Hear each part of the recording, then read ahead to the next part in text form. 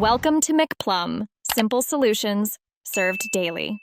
You begin by preparing assets and the Ue5 project so you can swap a character mesh cleanly.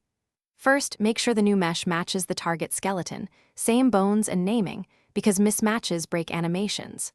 Once done, import the FBX with the skeletal mesh option and verify import settings, skeleton assignment, normals, and LODs.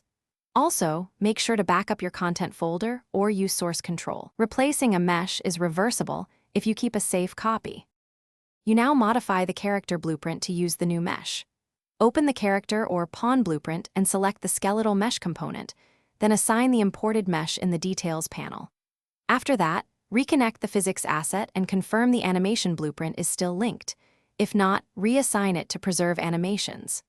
Once reassigned, tweak the mesh transform, translate, rotate, and scale, so the capsule, root, and collision align correctly. Small offsets fix visual and gameplay issues. You finish by testing and troubleshooting to ensure a polished result. Run play in editor and inspect core systems, animation playback, IK targets, hitboxes, and movement clips. Make sure there's no clipping or root motion issues. If animations look wrong, retarget or reassign the animation graph.